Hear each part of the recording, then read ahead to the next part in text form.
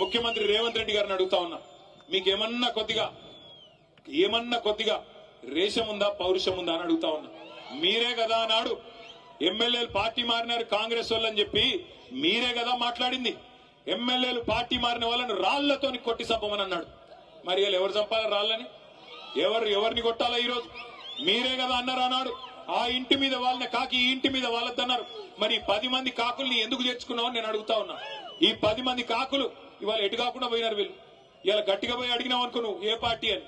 ఇప్పుడు 2 లింగాలు ఉంటాయి నాకు తెలిసి అయితే, ఒకటి భూలింగం, రెండోది స్త్రీలింగం, అంతేనా? ఇప్పుడు మరి ఏ లింగాలు వీళ్ళు? ఎవరు వీళ్ళు? ఎటుగాని పరిస్థితిలో ఇరుక్కొని పోయినారు. ఏ పార్టీ చెప్పలేరు, ఎమ్మెల్యేలో కాదో చెప్పలేరు.